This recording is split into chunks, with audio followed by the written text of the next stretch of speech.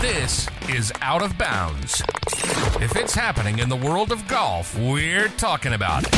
Coverage, debate, discussion, pro golf and local golf. Let's do it. This is Out of Bounds. And here are your hosts, Nate Sharman and Josh Durso.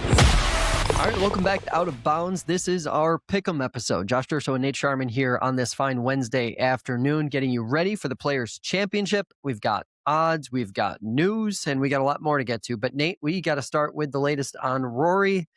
Maybe a little more serious than we thought it was a couple days ago. He's planning on playing. That's what we heard as of late yesterday, and he's traveling into Sawgrass today. What are the expectations now? Yeah, definitely going to change for Rory, right? Tweaks that back in the API and has to withdraw. The first time he's withdrawn in a really long time in his career. So it's serious, right? With Rory, he's not just gonna withdraw from anything, right? But yeah, had that tweak in the back has forced him to rehab at home for the week in South Florida. Then he's going to make the couple-hour travel up to TPC Sawgrass. And the other reports are that he's not going to play any sort of practice round today, Josh. He's going to just hit balls at the range. His caddy has been there all week, so he's been scouting out the golf course. Rory's obviously the defending champion, so maybe he doesn't even really need to play this golf course, right? He's played it a lot of times and has proven that he can win here. So I don't know on that sense for a guy like Rory McIlroy that's played here so many times, knows the ins and outs of the course. His caddy's been here all week. I don't know if that necessarily changes what Rory's odds and what is, I guess, like you said, his expectations for the week at the Players' Championship. I don't think it changes that much, but definitely something to look at. And like I'll get into a little bit later, if you want to be outright betting on this golf tournament, I would do it sooner rather than later, because if Rory announces that he's not going to play and he's going to withdraw, which could come today, you could see that. You'll see the odds change a ton at the top of the leaderboard. I was going to say, I've been watching the odds board the last couple of days. And even with his health being a question mark, there hasn't been any change. There hasn't been any change in the odds. And I kind of thought that was, the note I was making was I'm avoiding Rory at all costs in terms of picks, because the back is just too big of a question mark. I mean, yeah, he could go out and win. And if he is 100%, I mean, I'll put him in top 3 odds, certainly. But we don't know if that's the case. And the back is a finicky thing. We've seen so many players deal with back issues that they may not be serious, but they could linger for a while. So We'll see what he does. We'll see how Wednesday unfolds and how he looks on Thursday if he does tee it up, and go from there. But, we're heading into the first major of the year, right, Nate? This is the 5th major, even though it's not. And it seems like the tour is not going to be moving into the direction of making this the quote-unquote 5th major, despite the marketing that we saw late last month. Seemed like that was the direction they were trending, but now we're not. Yeah, it's really interesting, because I believe that the Players' Championship, it's such a marketable event in the terms of people love to go to it. The players love to play it. It has some of the most iconic holes, right? Like, I think if you think of PGA Tour, you think of 17 pretty quickly. I mean, that's one of the most iconic golf holes on the PGA Tour. So I don't necessarily think it needs to be a major, right? I don't think it needs to say, this is a major tournament. And, I think the nerd stat guy in me is going to say it's going to mess up statistics for a long time, right? So I think that part of it is a big reason why I don't need it to be a major.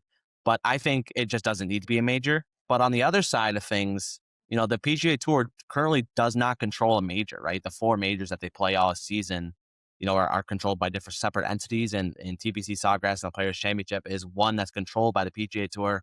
So maybe they want a major. But I think at the end of the day, it won't be elevated to be a major at any point. You'll always have this talk about it. And I think it can stand. And like I said, I think it can stand alone. But I don't think it'll ever happen in that sense. Yeah, I'm with you on that. Although I think, one of the things that appears to be evident in the rumor mill within the PGA Tour and media is something's going to change with this and the PGA Championship with the new tour schedule. And my gut feeling right now is that I think the PGA might be going back to late summer, which a few weeks ago on the podcast, we kind of threw that up as a debate question. Would you rather have the players become a major, or would you rather have the PGA move back to August? I'd rather have the latter. And Yeah. I'm fine with this event staying exactly as it is. It doesn't need any help being one of the biggest golf events in the world, right? It doesn't need any marketing help to the point you made.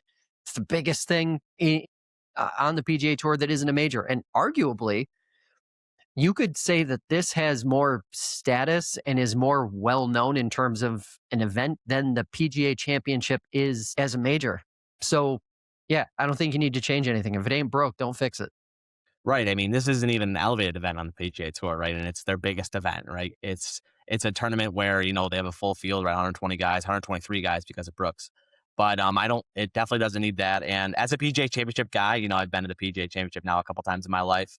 I feel bad for it that it's taken a lot of strays and getting a lot of conflicts with the Players Championship, right? But that's just kind of where the PGA Championship is right now. But yeah, I really, really think that you don't need to touch the Players Championship. I think you have a really, really successful tournament. One, like I mentioned, with an iconic hole on 17, a fan favorite. People love to go to this event, and the players love to play in it. So I don't think you need to touch it in that sense. You don't need to really make any changes to it. I think it's pretty damn good how it is. Yeah, it's interesting. And it's probably going to be something that's debated into the future. I think, if anything, again, we keep coming back to what needs to change about the way the PGA Tour does events and schedule. I think, if anything, that the density of high profile events needs to kind of like spread out a little more. Yeah. And we need to get higher profile events back into the summer. And at the end of the day, an event like this one just doesn't need a lot of help. A question you had, and I think is a fair one. Do you think the PGA Tour does want to own a major? Do you think that's part of the kind of discussion behind the scenes? I think ideally, right? I think they would in that sense, right? But they have the Players Championship and they're able to market it in a way that is a major, right? So it's not officially Yeah. a major, but I think if you asked any golf fan, right, that watches just the majors, right, they probably put they probably put the Players Championship in there too. Especially when Yeah. Tiger Woods is looking at on Sunday, and now Scottie Scheffler would possibly be on Sunday to win, right? You have a lot of these big names. You have one of the greatest fields on the PGA Tour every single year. It's a lot of fun. It's got iconic holes, like I mentioned. I think the PGA Tour would ideally like it to be a major, but they can kind of market it in a way that is a major light, right, at this point. Yeah. Yeah. So let's get into it. Speaking of this particular event this weekend, Tiger wasn't an automatic qualifier. So obviously he's not playing, but he actually wouldn't have been eligible for this event under normal circumstances. I'm sure there would have been some sort of exception made if he wanted to play in it. Yeah, isn't there the Tiger rule, right, with 10 years now? Isn't there the Tiger rule now with 10 years? Yeah, I think there's always a Tiger rule, even if there isn't actually a Tiger rule written down. But let's get into it. $25 million purse. Winners getting $4.5 million. There's 750 FedExCup points on the line. TPC Sawgrass, interesting historic golf course. If you grew up a fan of golf and or video games, you remember playing Sawgrass on all the Tiger Woods games. It's burned into your memory. It's going to be interesting. Who do you have as a winner? Who are you looking at? I don't do this very often, Josh, but I'm taking Scottie Scheffler. I think Scottie Scheffler is going to waltz around this golf course and win his third Players Championship, right? I think, it's tough with Scottie because the odds have gotten so challenging to pick him, right? Because the last few weeks and even towards the end, and most of last year too, right? Scottie's in that 2-1, sometimes 3-1 number. This week I got him at plus 480. I think that's a really good price for Scottie Scheffler, especially if we see the second in the odds making Rory McIlroy possibly not play or have a hindrance with playing. So I think it's a really good number for Scottie. He's already won this year. He won the Amex T3 at the Waste Management, T4 at the Genesis, T4 at the AT&T, T12 at the Genesis, and then last week got a bad finish with the T24 at the API. We saw those three events where Scottie finished in the top 20, right? And all three of those events, he had bad first rounds.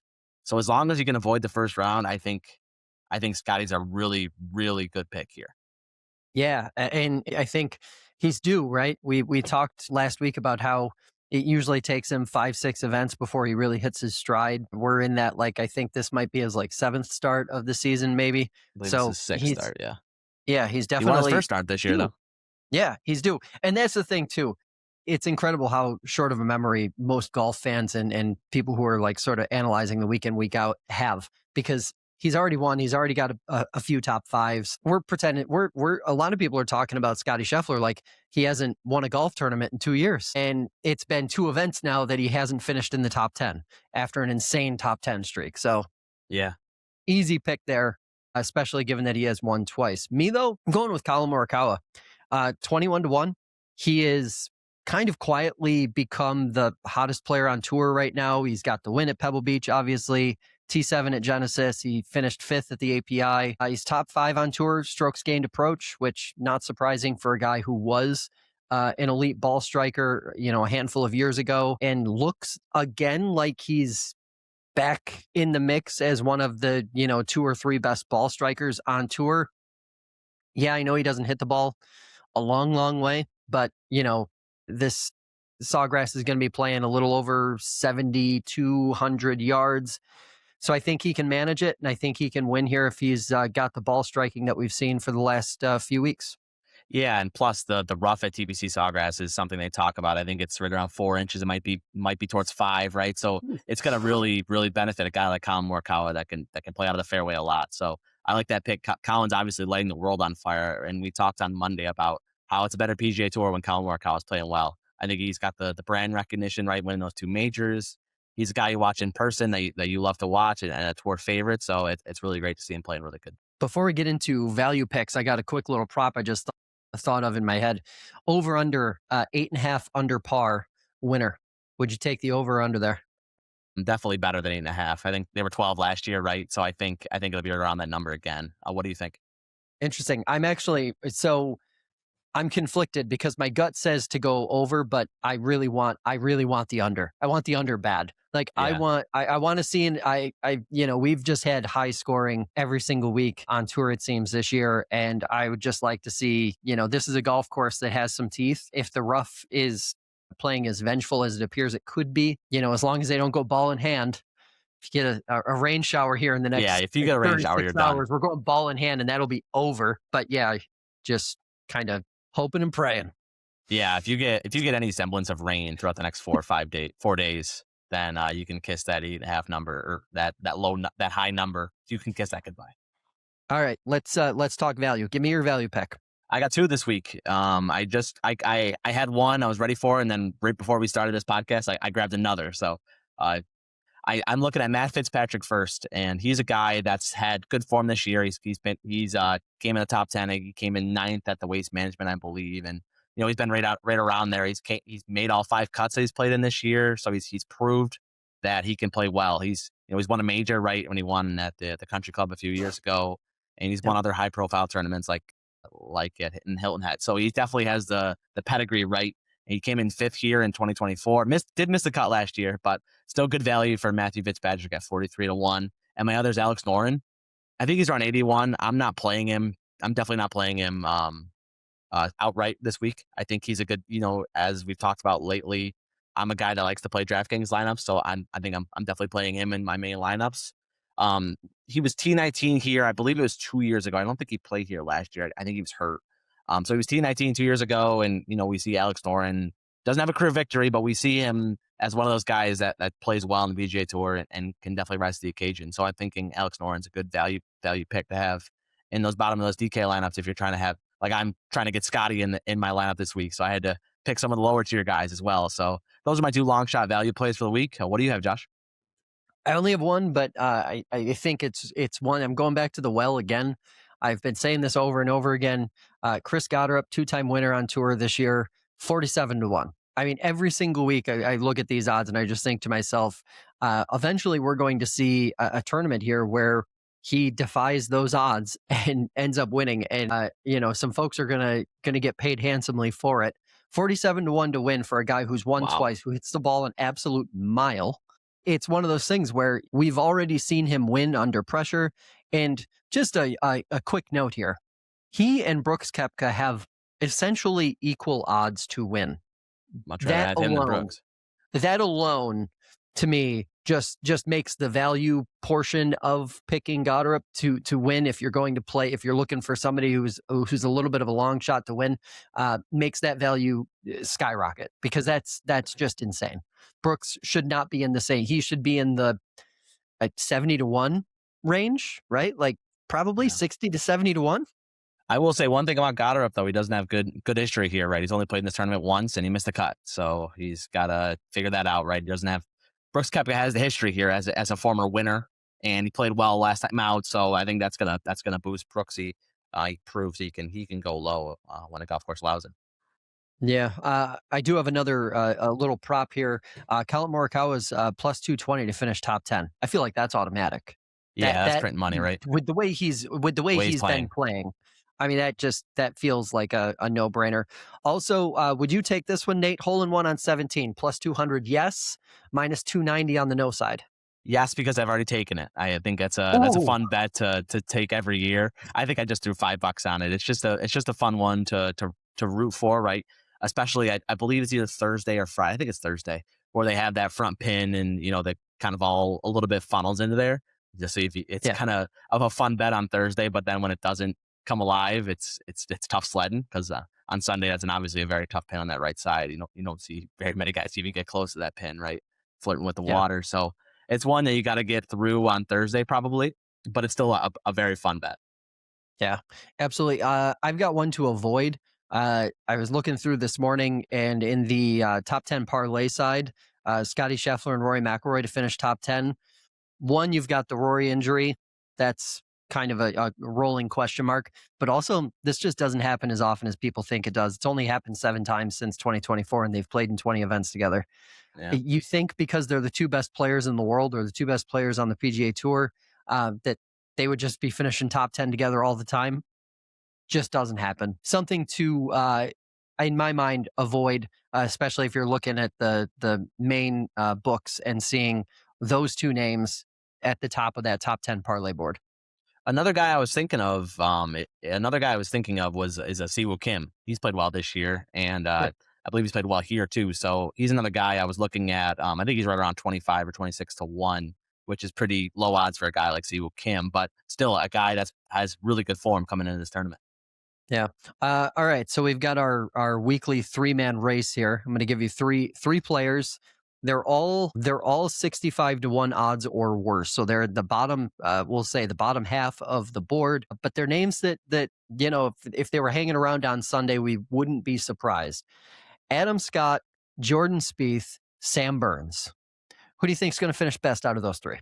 Oh, you got to pick Jordan Spieth. I think Jordan Spieth, he's been playing good golf, and we're just waiting. I think the world is just waiting for him to be back, right? Because he's a guy that people absolutely love. I talked about brand recognition with Collin Morikawa. It's even more with Jordan Spieth. He's a guy that people love because he tells you everything about what he's feeling, whether he's yelling at his caddy, Michael Greller, or he's tossing a golf club. You're going to know exactly what Jordan Spieth was. And when that putter gets hot and when he starts hooping putts, there's maybe, I don't know if there's a more fun player to watch on the PGA Tour than Jordan Spieth right now. Yeah, you know what? I'm going with the old dog out of that crew, Adam Scott. I think this is his 24th or 25th appearance in the event. He's been around for ages. That knowledge, that course knowledge, I think is going to pay off. I could see a top 10 or top 15 finish this week out of Adam Scott and wouldn't be one bit surprised.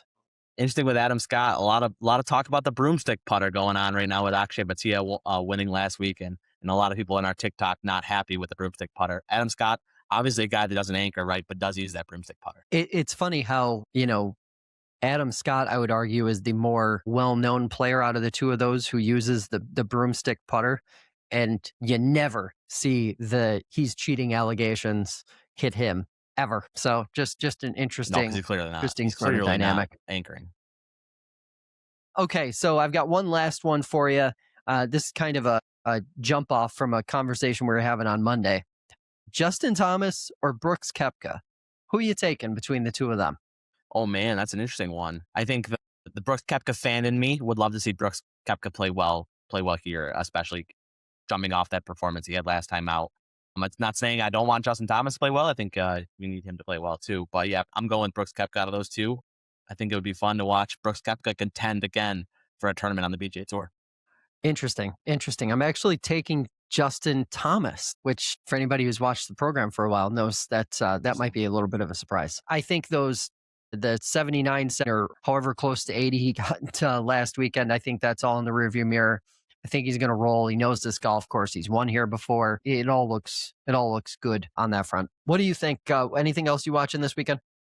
On the Justin Thomas front, let's see if he uses those clubs he found in his garage, right? He talked about that in his presser the other day about using golf clubs that he found, as he's cleaning out his garage. So that's the big thing I'm watching for Justin Thomas. I'm watching some of these other guys too. And, the players, like we talked about, it's a tournament that's so fun and it's so much buzz is watching on. Yesterday, I was sitting on my couch and I was just watching live from the players. I was just watching them talk about it. And it's hype like a major. We talk so much about how maybe it should be a major, but I don't think it needs to be. It's got its own aura, right? Its own stigma around it. People love it. Yep. It's a tournament that people love on the PGA Tour.